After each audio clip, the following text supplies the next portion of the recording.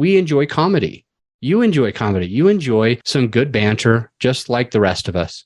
So it's going to be helpful for you if you want your listener to enjoy listening to the podcast. Most hosts never achieve the results they hoped for. They're falling short on listenership and monetization, meaning their message isn't being heard and their show ends up costing them money. This podcast was created to help you grow your listenership and make money while you're at it.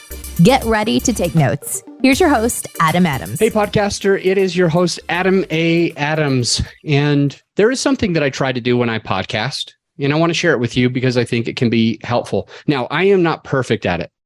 So by all means, just know that. And if you are naturally better than I am at this, then you're going to excel. If you're naturally not as good, then you're going to excel. So what I'm talking about today is to being your natural human self. When I do my podcasts, it's really important to me that I am who I am with my family, with my friends, with you, my listener, and with myself. I like the congruence. I like the integrity that it is to be the same person all the time. Alongside with this congruency is I'm playful. When I was growing up, there was a show called The Office. Now, this is going to get bad. I mean, just stay with me. The show called The Office, super duper funny. And Michael Scott always used "that's what she said" jokes. That's what she said, he would say. And it would usually be after somebody said something that could be taken sexual, could be taken out of context and meaning something, an innuendo, right? So I don't really want to spend the time on this episode worrying about giving you exact examples. You can just go and listen and watch The Office. But for me, I am a playful human being. I enjoy being goofy. I enjoy being animated. This is my natural personality. A lot of the times when I have a guest, I will make jokes with them. If I have a co-host on my show, I'm going to want to have a little bit of banter. Now, you got to be careful. I don't want to take away from the content, obviously.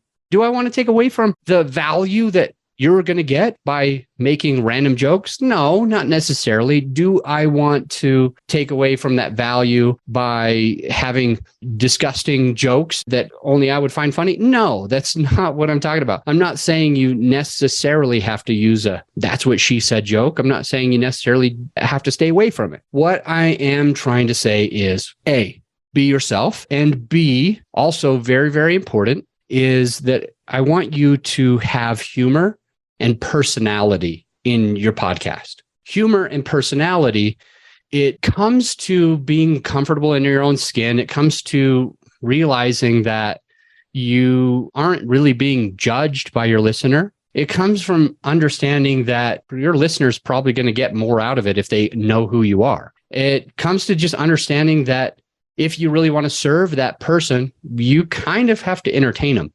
So we go to comedy shows. You might have been to a comedy show lately. I'm not sure. A lot of us go to a comedy show, or you go to a virtual comedy show. You watch your favorite comedian on Netflix, and we like to laugh sometimes. And I'll be honest, like when you go to a comedy show, I think you're like me and you kind of follow along with the story that person's sharing, and that humor brings a lot of funny to it. And it also helps you to remember.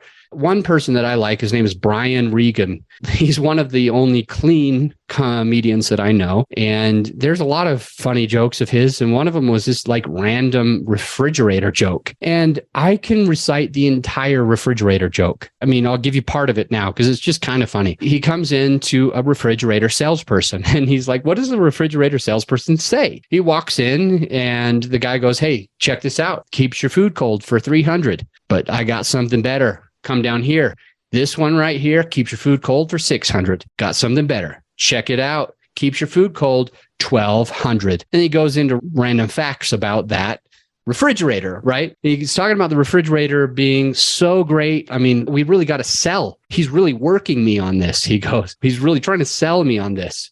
He talks about how the refrigerator has all of these features that makes it worth 4 times the amount as the $300 refrigerator. And he's like, check this out. Like, this one's got an egg area. So you never have to figure out where your eggs are. You just come home and you're like, hey, honey, where's the eggs? And she's like, right in the egg area, right? He's going through all of this, and it is just interesting because it's like, he's right.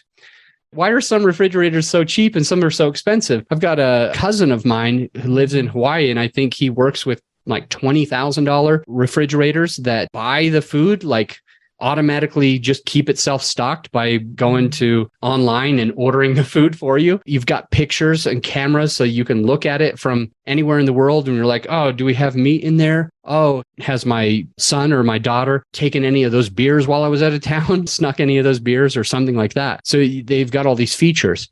And the point that I'm trying to make about the egg area and the refrigerator salesman is we enjoy comedy. You enjoy comedy. You enjoy some good banter, just like the rest of us.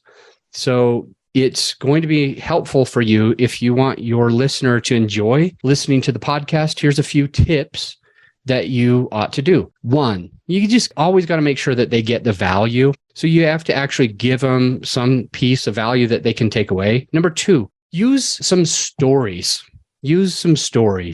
Talk about how you memorized stand-up comedian's skit, and that will help stick in the mind of your listener. If you use actual stories about your clients, actual stories about somebody who failed at something, somebody who won at something, somebody who succeeded or defied odds, these things stick. These things stay with us. They help us to remember. So the second one was using stories, utilizing stories in your podcast. The third one is the humor.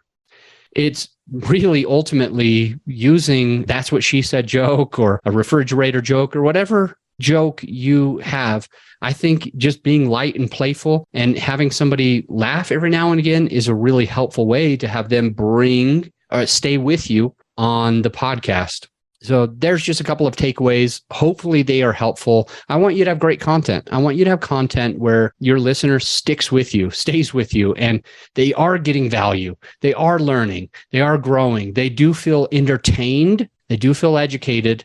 They do feel like they came and left with what they wanted to come and leave with. And then you go ahead and jump off at the end and let them know about your next episode. And my next episode is an interview episode. So every other episode, I actually have an interview episode where I go and find somebody who is going through what you're going through, might be just a little bit further ahead. And usually I'll ask them questions like, how did you learn this? How did you learn that? And every now and again, if they're in a newer position, I'll let them ask me questions. And I think you need a lot of that information and value as well. This episode is fairly short, so stick with us.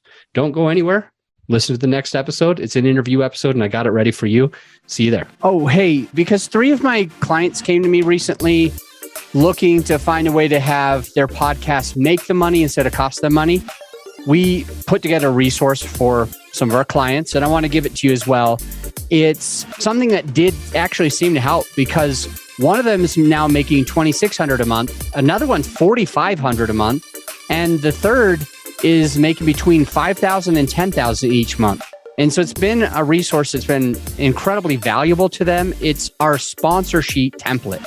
It's a template of a sponsor sheet, and it gives you something that you can hand to potential sponsors and hopefully also be making $2,600, $4,500, or between $5,000 and $10,000 regularly each month with your podcast. So this has been a contributing factor to helping all 3 of those clients turn their podcast into an additional income stream for them. And the way that you can find it is just going to our website, growyourshow.com, but put in /templates, growyourshow.com/templates. And then you can actually download that template and others that could be valuable to your podcasting experience. I'll see you on the next episode.